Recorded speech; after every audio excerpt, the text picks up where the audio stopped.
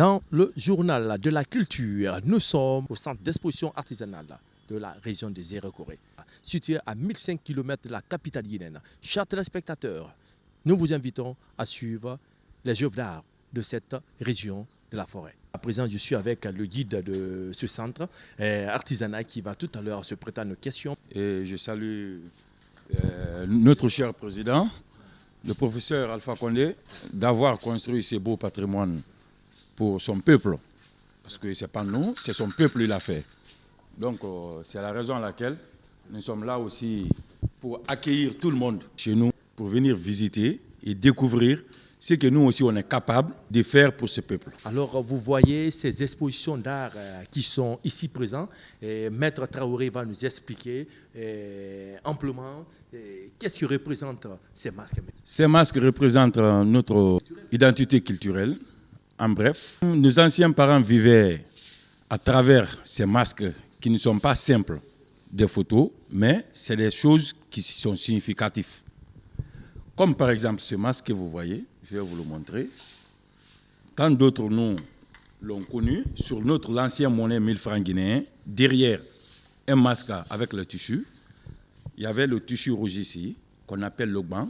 C'est la reine de la culture de la Guinée forestière. Ça sortait une fois par an pour faire célébrer les cérémonies culturelles de chaque fin d'année de notre coutume africaine. Parce que chaque année, tous les peuples africains ont une journée pour célébrer une fête nationale africaine. Et cette nationale, c'est ce masque-là qui sortait pour avertir le peuple, soit disant qu'aujourd'hui, c'est notre fête de culture. C'est à cause de ça qu'il est nommé la reine de la culture. L'autre l'appelait Bang. Bang, ça signifie quoi? Bang Guerzé, c'est la reine de la culture. C'est elle qui est la monopole de la culture de la Guinée forestière. Nous avons aussi le masque du royaume Konon. Nous avons ça. Le masque avertisseur du peuple Konon. Le peuple Konon, c'est le peuple qui vivait sous le Monimba, en bas de la montagne de Monimba. Quand il y a l'effet d'ouragan, l'effet de montagne quitte sur la colline, pour avertir le peuple qu'il y a un danger qui secourt vers son peuple, c'est le masque là on prenait, on fait sortir pour avertir le peuple. On va vers Farana. Farana ici, ça c'est le masque Kouranko.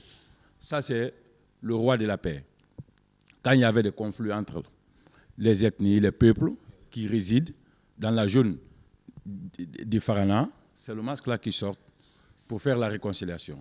Nous en avons plein d'autres. Le centre d'exposition artisanale de Zéro-Corée est composé de 5 sections. Il y a la section teinture, les femmes qui confectionnent les habits forêt sacrée. Il y a la section sculpture, que moi-même, maître Farafina, j'ai fait partie. Il y a la section bambou chinois, c'est ceux qui fabriquent les bambous chinois en pot de verre, en pot de fleurs, ainsi de suite.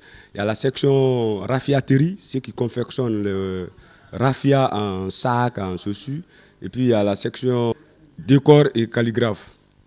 Ici, au niveau de la sculpture, en tant qu'un artiste créateur, tu sais, quand on dit un artiste, il faut avoir la créativité, il faut créer. Vous avez constaté, j'ai des différentes œuvres ici qui est confectionné dans les différentes qualités de bois.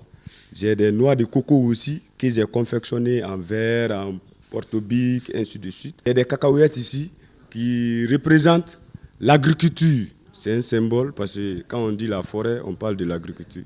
Quand on dit la forêt, on parle de l'agriculture. L'arbre de cacao représente un symbole de la forêt aussi, quoi. Après ça, j'ai des animaux, j'ai des statues telles que Almami Samori Touré que j'ai confectionné, qui est un héros africain guinéen.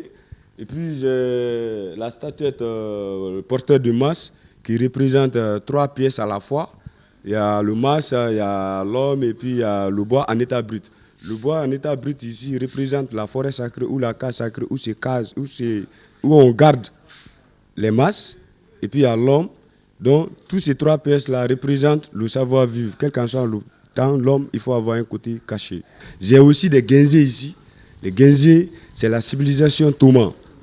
Avant, nos parents Toma, ils avaient une pièce, un objet qui représentait de la fortune, où on faisait de l'échange de l'huile rouge, de la cola, du riz. Mais même jusqu'à présent, dans la tradition Toma, sans le guinzé, tu ne peux pas marier, tu ne peux pas faire dot. Parce que déjà, dans les traditions, le guinzé est pour eux comme une fortune. Même si ça trouve que tu n'as rien, Mais quand il y a le Guinzé, on peut t'accorder mariage de leur fille. L'autre là, ça représente, c'est un signe du village, le respect africain. On sait que le respect africain chez nous ici, c'est très symbolique. C'est un mari qui a quitté au champ avec sa femme. Il venait, la première femme l'a accueilli avec de l'eau. Soyez les bienvenus. Donc elle s'est mise en genoux pour accueillir son mari. Donc la deuxième femme, malgré avec tas de fagots sur sa tête, les bénédictions, après avoir soulagé son mari, les bénédictions que le mari va faire pour ne pas encore perdre, elle aussi s'est mise en genoux pour pouvoir gagner aussi un peu de bénédictions. J'ai des tableaux aussi qui représentent des petits objets culturels qui sont là-dessus, qui représentaient avant des passeports. Quand on dit passeport, c'est les petits objets qui représentaient l'identification des différentes communautés qui vivaient en forêt, tel que le passeport Thomas, qui est un petit masque qu'on appelle le Massadji. Si le chef Thomas qui veut envoyer une commission au chef Pelé, c'est ce petit passeport-là qu'il donnait. La limite entre le Thomas et puis Pelé, une fois il arrive là-bas, il présente, on sait que c'est l'envoyé du chef Thomas.